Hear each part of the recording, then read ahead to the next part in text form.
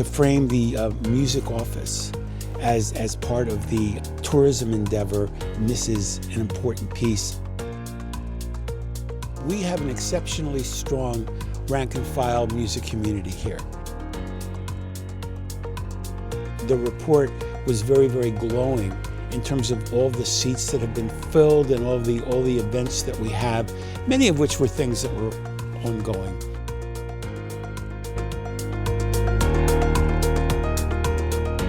Hello London, I'm Matt Brown and you're listening to the Matt Brown Podcast. We've got a great show for you today. You might know that London was designated a UNESCO City of Music back in 2021. The initiative is currently run out of Tourism London's London Music Office, funded by City Hall. Ward 6 City Councillor Sam Trosow is going to join us to tell us how he thinks the first 5 years of the program have been going, and he's also going to tell us what he wants to see next. I'll tell you all about it right after this. Discover London Bicycle Cafe. It's the perfect time of year to take a break on their spacious patio, featuring craft beer, espresso drinks, snacks, meals, and more. London Bicycle Cafe at the Forks of the Thames. See you soon.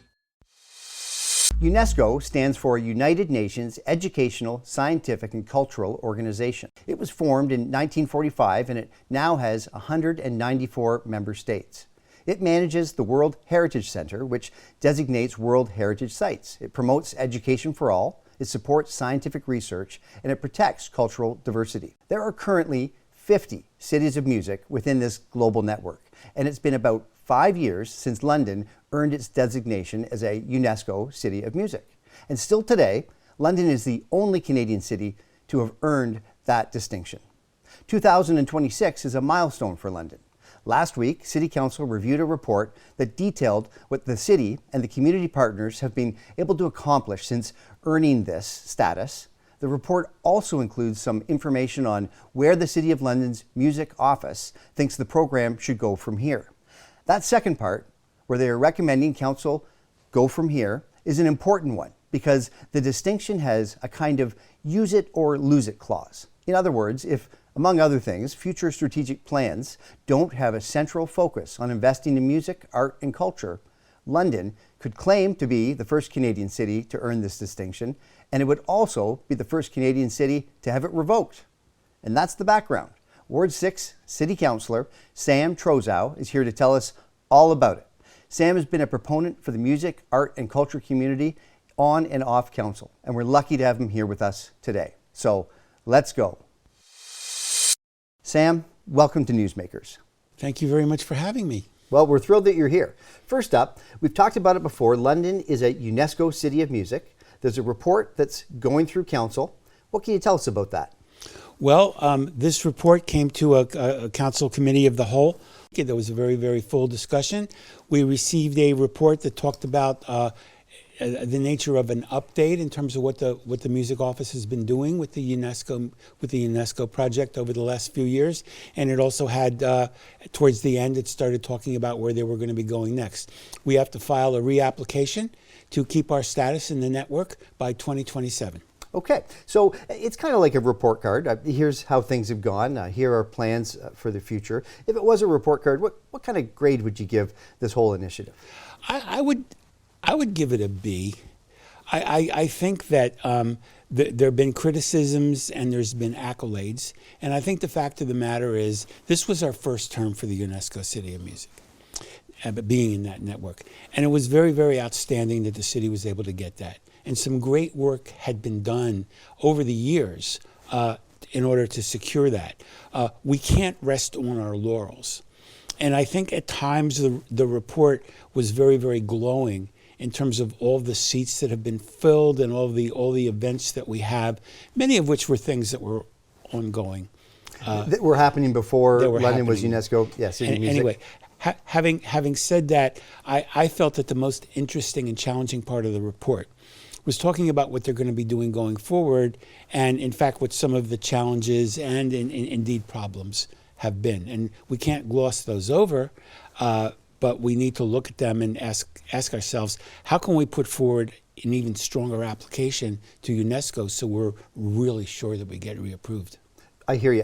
A B. So room for improvement, but there's been some pretty good work that's happened as well. And there are going to be people who are going to say you should have given it an A, and there are going to be people that said you really should have given it a C minus. Yeah, I kind of put you on the spot there. So the whole program is run out of what's called the City of London's Music Office. The office was established back in 2016, so about 5 years before the UNESCO Music City designation. What can you tell us about the office?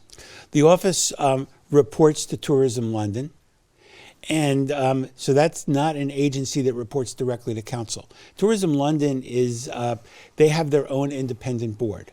And while there are 2 council members who sit on the Tourism London board, it is a separate board and commission along the lines of the health unit or the library board. It's a separate, or LTC, it's a separate independent board. So council does not get a lot of reporting about the details about what's happening at Tourism London, although there are public documents and they would be available.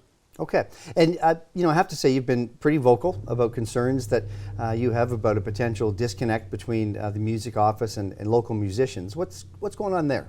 Well, what's going on there is we have an exceptionally strong rank and file music community here. And it's at a lot of different levels, and it cuts across a lot of different genres. Yes, we talk about rock and pop, popular music a lot, but there's a strong jazz community here. There's a very, very strong classical, choral community. So it's very diverse. We don't have one huge center like a lot of big cities do. So a lot of the work that's going on in the cultural sector is very dispersed. We have a number of installations throughout the city where people can put on smaller concerts. We have the large arena, and we have Centennial Hall. We have a number of medium-sized arenas.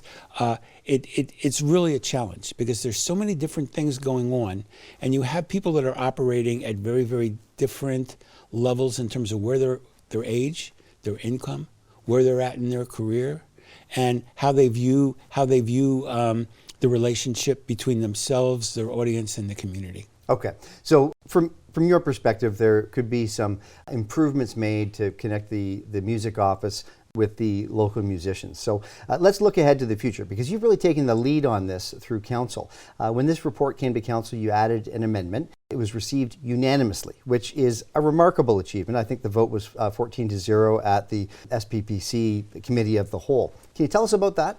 Yes, I felt that the recommendation that was in the original report, that the report be received and that civic administration be directed to align future planning with this effort, along with the downtown plan that we're working on and also the economic development plan that we're working on. I felt that the staff recommendation needed to be bolstered a bit in terms of giving civic administration and the music office a little bit more detailed direction about some of the issues that had come up. Okay, so let's dig down just a little bit deeper there. Mm-hmm. What specifically would you like to see moving forward?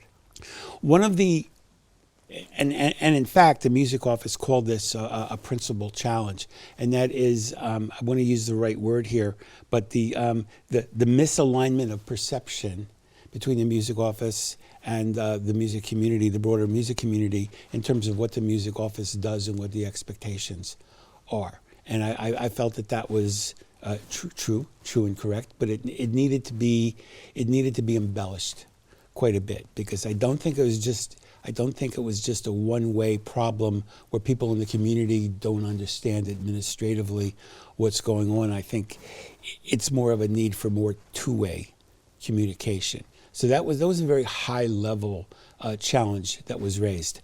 And what about, if I could ask from a governance perspective? So I think of the LEDC, the London Economic Development Corporation. They have a mandate.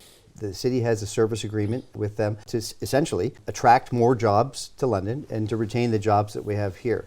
Are you happy with the governance structure today? No, I'm not. And I think part of the problem is the music office is a subpart. It reports to Tourism London. And I think that the tourism concerns that Tourism London is addressing is a very, very significant and important part of what we're looking at here. But it's not the whole thing. it's a necessary part of the overall program, but it's not in itself sufficient. Because while increasing attendance in hotel rooms and large venue events, restaurants, etc., is very important, there are also a lot of the things that go on that are part of the community and are part of people's lives and are part of the fabric of what it means to be a resident of London. And I'm not sure that those can all be labeled as tourism issues. And to frame this as a subset of our tourism work, which is, again, I do not want to minimize the importance of our tourism work, but to frame the music office as part of the tourism endeavor misses an important piece, and it's necessarily going to skew the kinds of acts and the kinds of activities that the office engages in towards higher level, bigger ticket industry industry efforts, which runs the risk of overlooking the fact that music either touches or should touch or could touch everybody's lives in London in very, very different ways. And we have to think of the music community as a public good that belongs to everybody. Yeah. I get it, Sam. And really, I think what you're looking for, it's not one or the other, it's both and maybe and. And so looking to grow the city, attract people into the city, but then also foster the incredible musical talent that we have right here in London today to grow that area. You know, time's not our friend. It really flies when we're having fun, and we're out of it.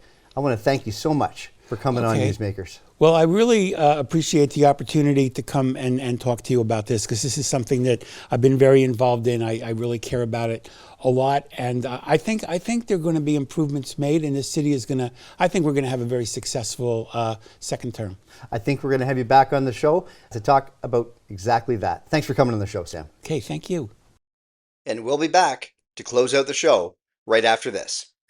Discover London Bicycle Cafe, home of family cargo and urban cycling. Test ride an e-bike along riverside trails to see how easy moving through our city can really be. London Bicycle Cafe at the Forks of the Thames.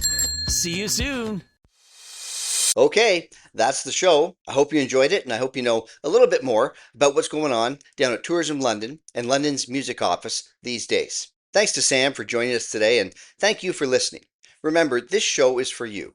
In fact, we couldn't do it without you. We want to hear from you too. You can write the Matt Brown Podcast at gmail.com or visit the show's website with the same address. Maybe you want to tell us what you thought of this show or another show. Maybe you've got an idea for a future show. Thanks everyone who's dropped us a line so far. Let's keep that conversation going. And that's the show. I'm Matt Brown, and this is the Matt Brown Podcast. Thanks for listening. Bye for now, and talk to you again soon, London.